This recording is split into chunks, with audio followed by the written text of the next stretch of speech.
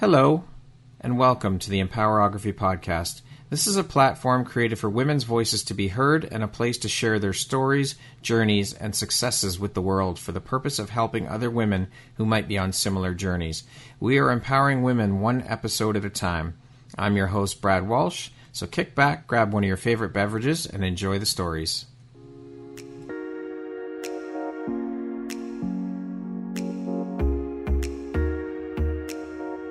If you're looking for jewelry that makes an impact on your self-care routine and your style, Empowerography would love to offer you a discount code to one of our exclusive partners, Quartz & Canary Jewelry and Wellness Company.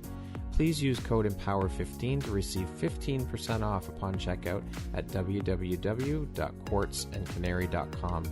Quartz & Canary is truly the place where spirituality meets style. Hello there, Brad Walsh here, your host of the Empowerography Podcast. Today, my guest is Emilie Rawlings. She is a wisdom teacher and guide, course creator, and an author. How are you doing today, Emilie? I'm great. I'm glad to be here. Thank you so much for making and taking the time to be here with me today and share a little bit about your story and your journey. I'm very excited to dive in and learn a bit more about who you are and what you do. And I'm grateful for you, and I appreciate you taking the time and being here. Yeah, thanks. I'm very happy to be connecting with you and all your listeners. Thank you. So, Emilie, as mentioned, you are a wisdom teacher, a guide, a course creator, an author. How long have you been a wisdom teacher and a guide? Well, it all started in 2016 when I had, I'm sure we'll be talking more about this later too, but when I had worked myself into complete exhaustion and I found myself not able to get out of bed for about 6 months. And that following year, 2017, I really found myself in a space where I couldn't do anything. I mean, I almost couldn't even really think, or I couldn't really speak. Everything just shut down. And so in 2017, I accidentally found these fundamental truths that were revealed to me in that space. And it so transformed me that I started to share it with my friends, my family, my loved ones. And then in 2018, I started to lead people into that space. And so it really started then. So it's been about 4 years that I've been passionate about sharing this message. Can you explain what you do for your clients as a wisdom teacher and guide? Yeah, basically what it is that I do is that's why I call myself a guide, is because I feel like I am so familiar with this space now, the space that I found of connecting to present moment and connecting to my intuition and connecting to my truth. And I'm so familiar with it, and I'm so passionate about it. And I just have this tremendous belief level about it that I can stand in that space and speak to other people about it and guide them until they start to experience it for themselves. So I see myself, and that's why I say I'm a guide, because I see myself as a little bit of I bridge the gap between what people are wanting and then what they're experiencing. So it's like I can stand in that gap and say, this is true. If you do these things, if you step into this space it's basically a leap of faith, a step of faith, I can be in that space and hold that space for you until you start to see the things for yourself. Yeah. You start to believe it for yourself. So I see myself as bridging a gap. Now, what type of person or client is your ideal client? Like, what things do you look for in a potential client before you start working with them? Yeah, that's a great question. So what I look for is it's predominantly someone that is experiencing what I experienced before my collapse in 2016, which is feelings of daily overwhelm, feeling just exhausted, feeling like they need a break, feeling like something's got to give. I'm just not making ends meet. I just really need to take a breath. And I actually call it low-grade daily suffering. Okay. So it's this idea that there's just this constant level of stress that's causing discomfort and suffering. And so that's the first thing that I look for. And then the next thing that really makes it a good match is someone that's in a space and they're saying, I'm ready to make a change. And I believe that big piece of that is when someone realizes that they're ready to stop making excuses or blaming other people or blaming circumstances or things like that. And they're willing to say, okay, I'm willing to explore the idea that things could be different, that I could make choices, make changes that could make something different. So I find that, and it's a very fine line, because it's moving into that space and not necessarily even being in a space of empowerment, realizing, oh my gosh, I have the choices here. I can make the choices to change. But it's just being open to the idea that there is something that they could do that could change things for them for the better. So it's just being open to the possibility that things could change. Yeah, they have to be open to it, and they have to be ready and willing to put in the work too. Exactly. I say that change begins when excuses end. If I say that to someone and they're like, yeah, but I'm like, well, okay, so maybe, I'm planting seeds. And then when they're ready, they're ready. And to share a little bit more about that is I truly believe that everything that happens for us and to us is in perfect timing. And so if I meet someone and I'm like, well, maybe I'm just planting seeds, and it's totally fine. Like, they can do all the free stuff with me, they can do all that. And then they're ready and willing to take it to the next level. Then we take it to the next level, but it's perfect timing for each person. Yeah, absolutely. You had mentioned a very small bit about your personal struggles, what you went through. And I'm assuming that was the catalyst for you getting into doing this work and springboarding into this world. Can you speak a little bit about your journey and your struggles that you went through? Sure. Yeah. So the basics, like I said, is that in 2016, I found myself in this space that I'd never been in. I couldn't get out of bed. I was very much like a motivated person. I had goals. I'm now what I call a recovering perfectionist. And so I had these ideas and these ideals, and it worked until it didn't work. Yeah. And so I had actually was getting more and more tired and was like apathetic. Like, I just couldn't reach my goals. I was in a direct selling company. So I was very much like selling and measuring things and all these things. And I thought, well, maybe I just don't have clear enough goals. So I worked on clarifying my goals. And then I was like, well, maybe these goals just don't excite me anymore. So maybe I need to work on that. And so I did that for a while. And that had worked for me in the past, and it just wasn't working. I just couldn't work it up in myself to do the things I needed to do. And then it just continued. It progressed to where I just really didn't even want to get out of bed. And then it was more like I couldn't get out of bed. Right. And then I would force myself to get out of bed, and then I would be out of bed for a couple of hours, and then I was just exhausted again. So I started to realize, okay, there's something going on here besides my lack of motivation. So I basically started to realize that wasn't just me, and kind of stopped blaming myself a little bit and was like, okay, what's going on here? And so I started to explore. I got psychological testing done. I got testing done with a doctor. I mean, I was doing everything I could to find answers for what was happening to me. And so there was a mental aspect to this, and then a physical aspect to this. Basically, I literally just, my body shut down because I was in such a high state of stress all the time. It just couldn't keep up with it. So that's the basic nutshell of the whole thing. And then what ended up happening was I found myself sitting a lot.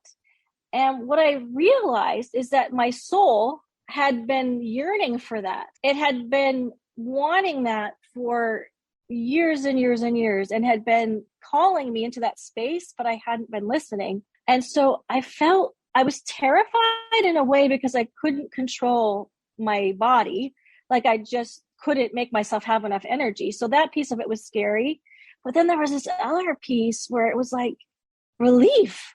I thought, this is what I've been longing for. And it was like I was being given permission that I didn't give myself, but the universe was giving me permission to be in this space, and felt like a miracle. It felt like miraculous. So it was this really interesting space. And so I say that in that space, I accidentally found present moment. I found this way, and I'd never been present.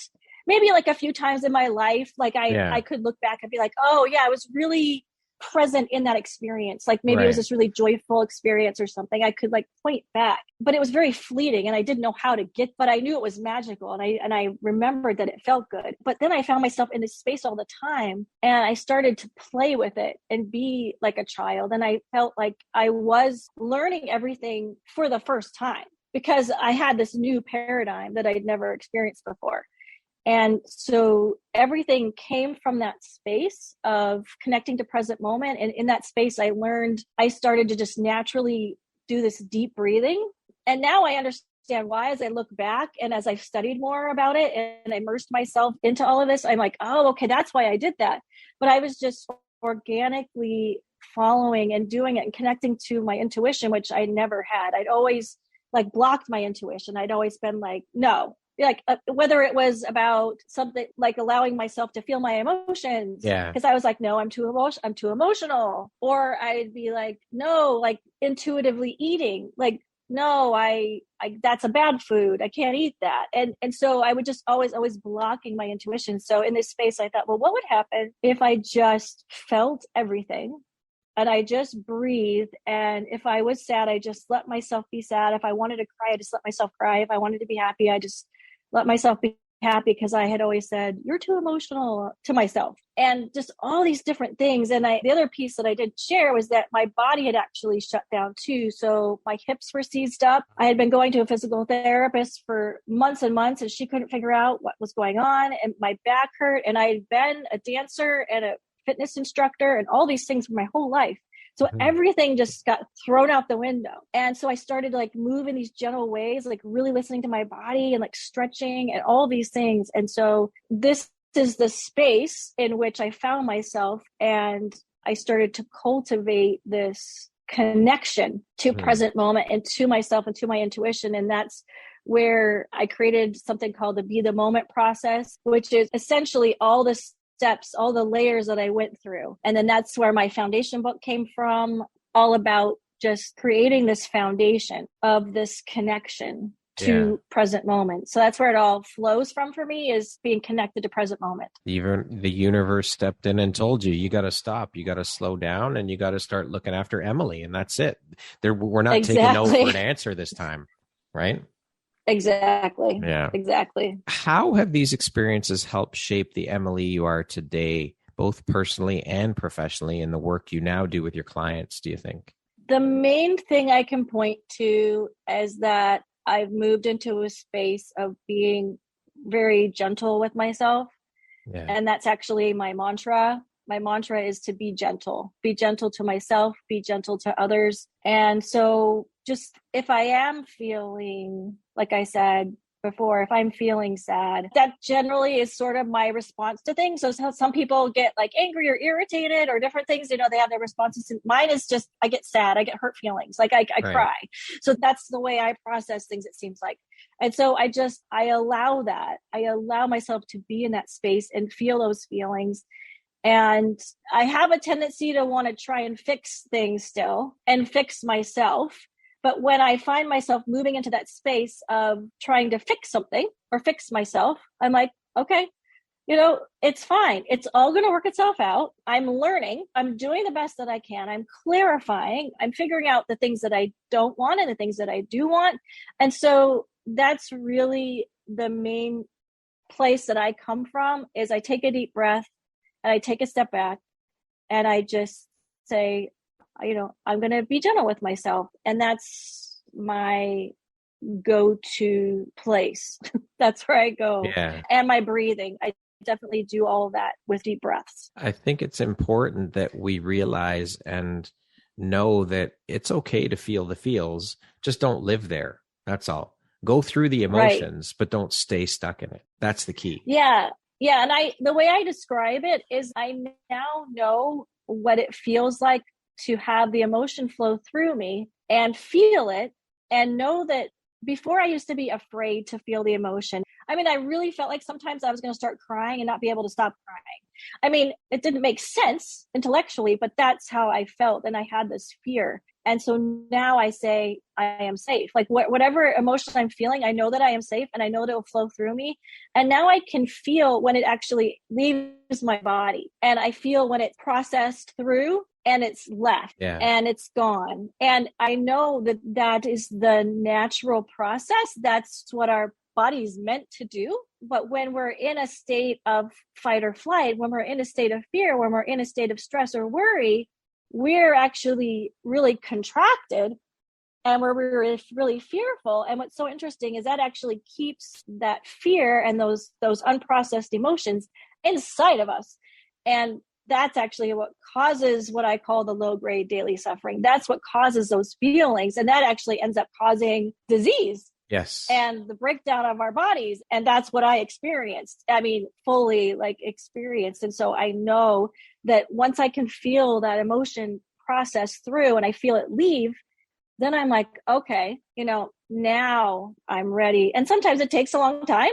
Yep. And sometimes it doesn't take very long at all, but I know that is what will eventually happen. And so I trust the process now. There you go. Trust and allow and release. Yes, exactly. Allow. Yeah, 100%. So as mentioned, you're a course creator. You've created your signature course called the Foundation Experience. Can you tell us a bit about the course and what a potential client can expect to gain from taking this course? Yes. So the Foundation Experience is based on my book called Foundation. And that is about my story. So I share a lot about my story and I share about my process. And the whole purpose of the book and my intention for the book was to lead people, to lead the reader, lead the listener to the space where they could experience these things for themselves.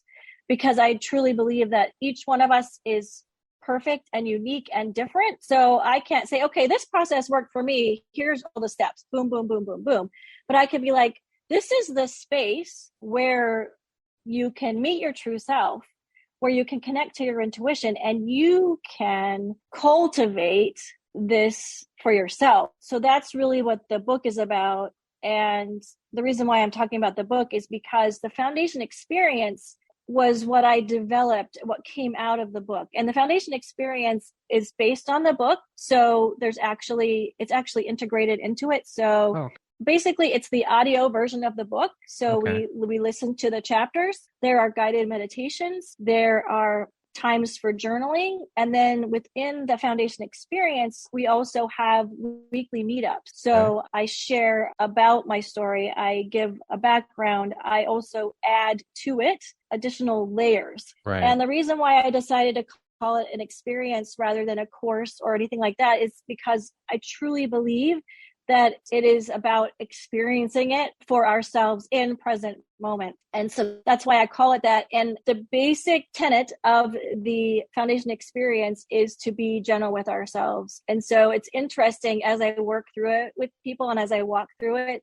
we walk through it together, is that I find a lot of people saying, oh, I didn't have time, or I didn't do the meditation this week, or I didn't have time to do this and I didn't have time to do that. And I'm like, it doesn't matter. It's the whole point of the Foundation Experience is to give someone permission to explore that space for themselves. And each week there's also a breathing practice. So maybe you love the breathing practice the particular week and you want to do it 5 times a day. Or maybe you don't really like it and you don't really want to do it. Or maybe you love this meditation from last week and you want to continue doing that meditation this week. And so it's so interesting because what I found is it's a lot of me saying to people, it's okay. Whatever you do is perfect and it's here for you whenever you want to do it. And I've had people say to me, oh my gosh, they don't realize how demanding they are of themselves and how hard they are on themselves. And it can be super subtle. And so that's actually a really interesting piece that I found that I'm just constantly saying, it's okay. Yeah. Remember, take a deep breath. It's all unfolding perfectly for you. It's as all it perfect. Is, as it's it's here meant for to. you. Exactly. And so it's been really magical to walk through people in that space. And I've had some people say, oh my gosh, this is the perfect timing for this for me. And that's what I truly believe, that people are drawn to it when they're ready and they'll move through it in the pace that they need to or that they want to. And they'll get out of it what they need to get out of it. The whole point is leading them to the space and giving people permission to be curious, to ask what if, to wonder what life would be like if they truly fell in love with themselves. And if they were able to be connected to present moment more often than not being connected to present moment. Like, what would that look like? What would that feel like? and then just really layering in that messaging of whatever you're doing is perfect right now. And so that's foundation experience in a nutshell. And the book, I would say. and the book. Yeah, it all works together. It all works together.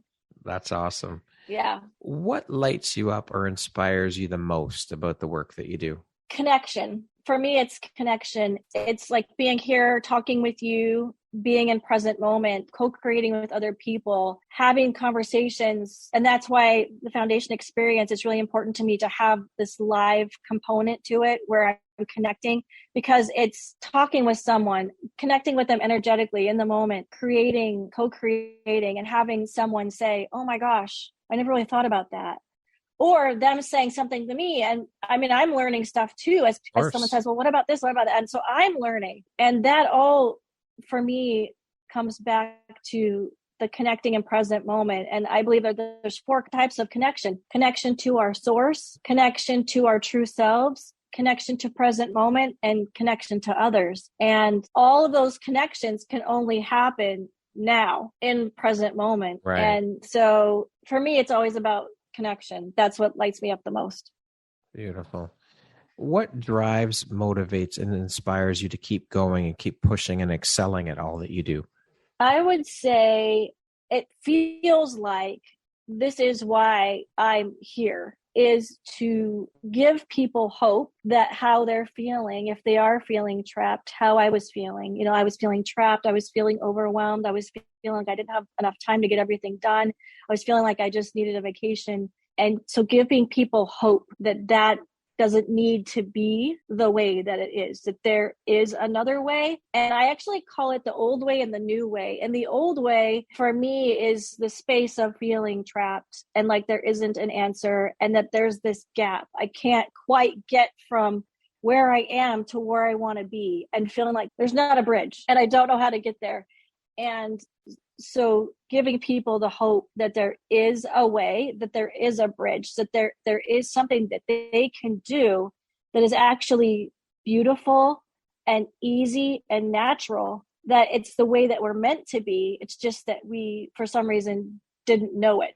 Yeah. We forgot it, or people didn't emulate it for us, or we didn't just allow ourselves to even hope that there is this possibility. And so that's what I long to do, is just to help people, first of all, feel seen, feel like you are seen. I see you. I get it.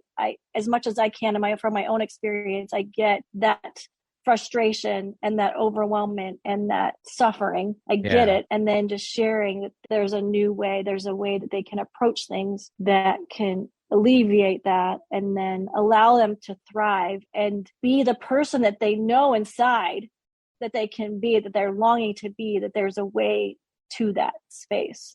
And I can't stop talking about it. That's okay. That's okay. That's how we get our message out there, is to keep talking about it and keep telling people what you're doing and sharing the knowledge. That's how we all learn, and that's how we grow. Exactly. Emilie, what do you think your unique skill set or superpower is that's helped you become successful?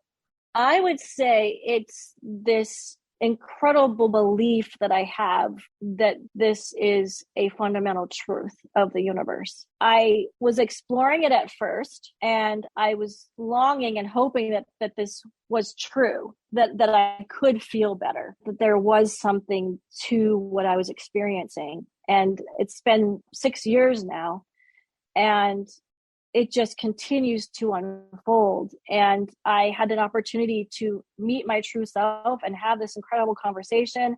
I was able to be in a space where I connected to my worthiness and accepted it fully, and was healed in all these amazing ways. And so I know to the core of my being now. And so I have this unwavering belief about it. Yeah. And I not only believe it for myself, but I know that it's true for everyone. And so I'm able to just be in that space and hold, like I said earlier, hold that space for others in an unwavering way, to the point where they're like, well, she really seems to believe what she's saying. Maybe there's something to it. Maybe and I just ask people to say, well, what if? Like, what if it could be true? and just stand in that space and like shine it back on them. So beautiful. How do you define the word success? What does that word mean to you, Emilie? Success. Well, success is very different now than it was back before my breakdown, which for me it was very external. You could measure it. You could quantify it. So, okay, I'm top in sales, so I sold this much. And like, what did things look like from the outside? And it wasn't like I was a very superficial person. I wouldn't have said. I was interested in other things as well, personal growth and relationships and all that type of thing. But now looking back, I realized I was really quite focused on external types of measuring success.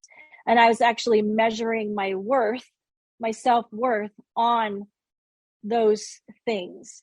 Benchmarks. Like exactly. And it was even like what kind of wife am I? What kind of mother am I? What kind of friend am I?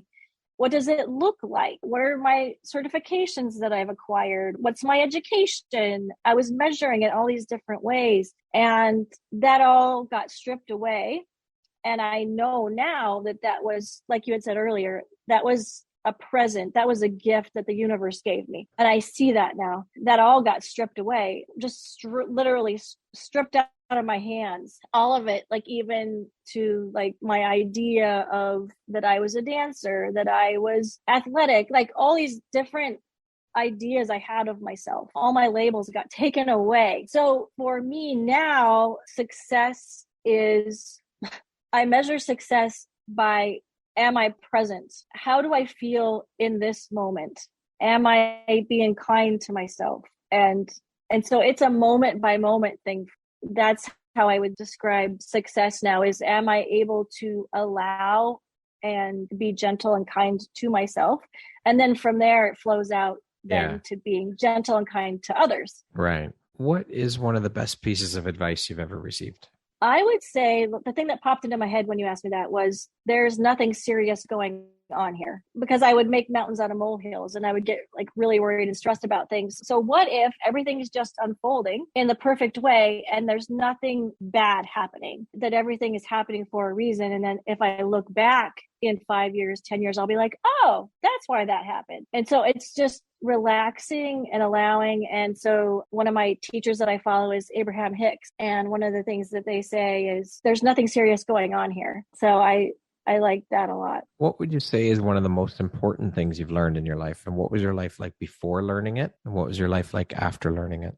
My intrinsic worthiness. So I was able to have this experience where I realized, and it happened in one sitting, I realized that all the things that I had done to prove that I was worthy to myself and to others. And within that space, I basically saw everything unfold in my life and all the choices I'd made. And like, oh my gosh, I did all of that because I didn't believe that I was enough as I was. What would happen if I believe that I'm enough and then I do the thing out of that space of being enough and being worthy and not needing to do anything extra? That like everything now is just icing on the cake. It's just gravy. It's just because I want to do it, not because I have to prove something to myself or to other people.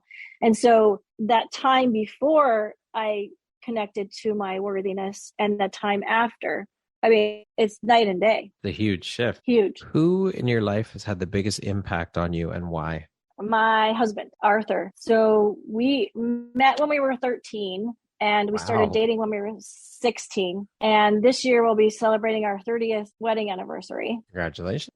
Thanks. And I would say he has had the biggest impact on me because he's unapologetic and he is honest. And I mean, we grew up together. And so there's a lot of change that happens between when you're 13 and me now, like 50 years old and raising kids and all the things. And he was always able to allow me to be in the space that I was in, no matter what it was, no matter if he didn't understand it, no matter if it didn't make sense to him, because a lot of times it didn't. I mean, even still, it's sort of like, I don't really understand what you're doing right now, or the things that you're saying. It's like, he's like, sometimes he's like, you're kind of weird. Like, what you're saying is kind of weird. I don't really understand it. But I always had this sense that there was this underlying acceptance and love. And so I felt this confidence that I was going to be able to do and be whatever I needed to do and be. And so that is a huge gift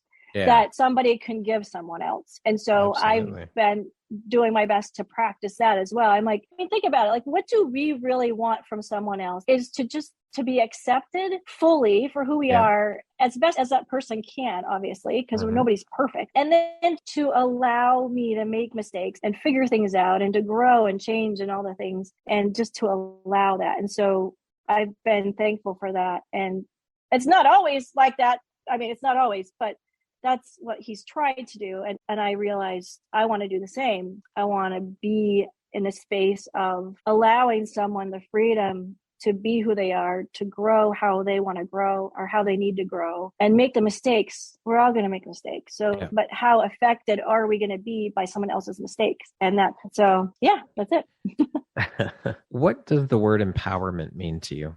Oh, that's one of my words.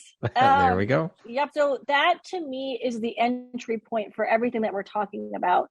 So for me, empowerment is taking our power back. So what I believe is that when we make excuses or blame other circumstances or other people, we're actually giving our power away to those things. When we recognize that it's really up to us to own our things, that is us taking our power back. And empowerment is, to me, that space of saying, I'm not giving my power away anymore to circumstances, to other people. I am taking it back. And it's about that choice. It's making a very deliberate choice to take control. Beautiful. Well said. Emilie, what is your personal motto? Well, we talked about it. Be gentle with yourself. That's it for me. That's a tough one for people to learn, though. It takes practice and time and all of that. Yes, exactly. And actually, one of the things that I uncovered as I was coming out of my breakdown was that I actually had OCD of persistent negative thoughts. And those negative thoughts were all about me. I was so hard on myself. Oh my gosh. It was to the point where I needed actually to get counseling, and I needed medication. Like, it was so destructive. And that was one of the reasons I worked myself into that place that I was in. So I totally agree with you that it can be, and it was for me, very difficult to break those cycles of those negative thoughts, and that being so critical and hard on myself. And it took me time. I also know that it's possible to move into a space. And that's actually something that we explore in Foundation Book and the Foundation Experience, is exploring that space of thought and teasing out those things and becoming more of an observer and framing things in a different way. And so I would literally take almost every thought that I could recognize, because we have 60 to 70,000 thoughts a day, so we can't take them all. But no, that would be one hell of a task. No, I would say that would be impossible. I don't say many things are impossible, but that actually probably is impossible. But having an awareness of the emotion and then connecting it to whatever thought that was, because I know now when I feel a certain way that I'm not being gentle with myself. I know what it feels like if I'm not being kind to myself. And I would backtrack to see if I could find the thought that I was thinking, and then explore that and see if I could reframe the thought. And it's actually been proven that we can rewire our brains, and it takes some time. And it's a conscious, deliberate choice that we make to explore that space and tease out those negative thoughts until we can be in a space of being kinder to ourselves. And one of the things that I say is, I know that I'm always doing my best. And that is based on what is my capacity at this moment in time? Like, what am I capable of? Like, emotionally, mentally, physically, like I'm doing my best. And sometimes it's going to be a learning experience. And actually, one thing I want to share that's really helped me, and something that I teach as far as being gentle to ourselves is if we can look at ourselves and our life as an experiment and that we're just trying different things and saying, well, what would happen if I did this? Yeah. Okay, well, that didn't really work out great. Okay, I'm going to gather data for that. And remember that when I did that way, it didn't really work out. I didn't really love that outcome when I said the thing that way or did it that way. And so what I found is when I look at myself and my life and others as this is just all a grand experiment and I'm just gathering data along the way. Well, what if I did this? What if I did that? That has helped me to be kinder to myself and just look at it like I'm just gathering data. And then next time I'll try it another way rather than like beating myself up. That's an interesting way to look at it. And it will help you be more gentle with yourself for sure. It definitely has. I love that. I love that. That'd be a hard thing. Again, it takes work and practice, but you got to be willing to put it in to make those changes. Yes. Okay, we're going to jump into a little rapid fire section here. So the next grouping of questions just be 1, 2, 3, 4 word answer type thing. Okay. Sure. What was your dream job as a child? Astronaut. That's a big one. How would you describe yourself in one word? Friendly. If you were writing your autobiography, what would the title be? This Amazing Life. If you came with a warning label, what would yours say? Oh, I cry a lot. Beware, I cry. Okay. If you could teach the world one thing, what would it be? Self-love. What's one thing you want but cannot buy with money? What I want? Does that mean, so that means I don't have it. I want to be like famous, like a world famous speaker or something. Yeah. If you could change one thing about the world, what would you change? Oh, I know what it is, but I'm trying to figure out how to say it. Separation. Separation. We feel like somebody is other than us. Yeah. Yeah. That concludes our rapid fire section. Now back to our regularly scheduled program. Okay. What is an unexpected blessing or occurrence in your life that you're grateful for? For me right now, I would say I wouldn't have thought that having that breakdown was a good thing, but now it's changed everything. And I see that it had to happen and that it needed to happen and it was meant to be that way. Yeah, it happened for you. It happened for me. Yep. Yeah. It was benefit. It was a gift. Well, it's part of your journey. It's part of what's helped shape who you are today, helped shape the Emilie you are today. It was what did it. It's everything. Yeah. Yeah. If you had the opportunity to sit down and have a 1-hour conversation with one woman in the world, any woman, who would it be and why? Well, the first person I thought of was Esther Hicks. Why? I have been following her teachings for, I would say 5 years.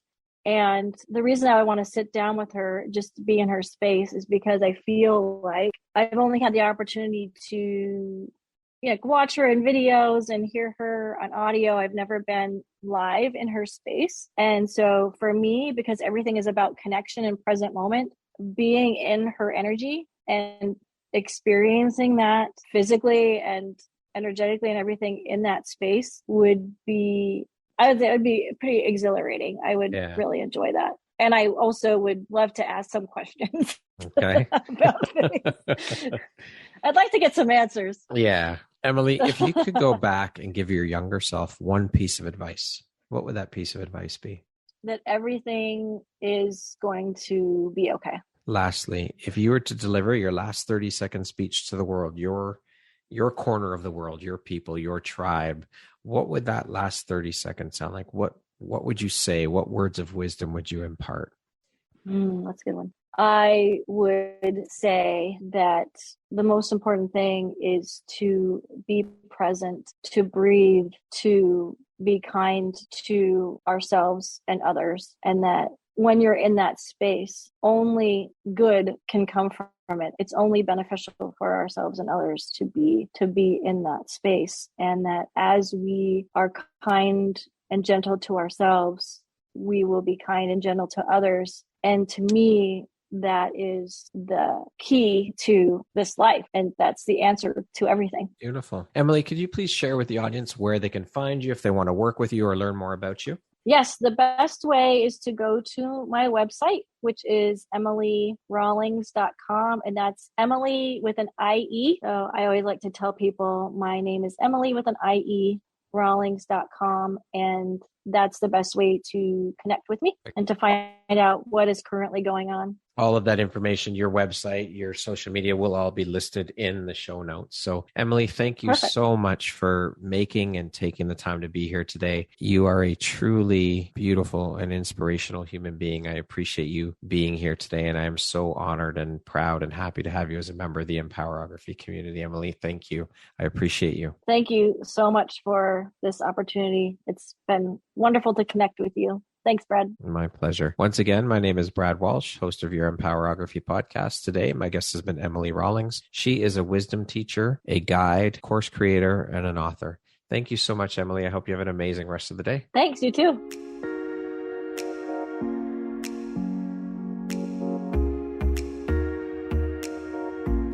Thank you very much for listening to this podcast. If you haven't yet, please be sure to subscribe, rate, review, and share with all your friends. You can find me at viseuphoria.ca and follow me on Instagram at Empowerography Podcast and on Facebook at Empowerography. Please join me next time for another inspirational story from yet another amazing woman.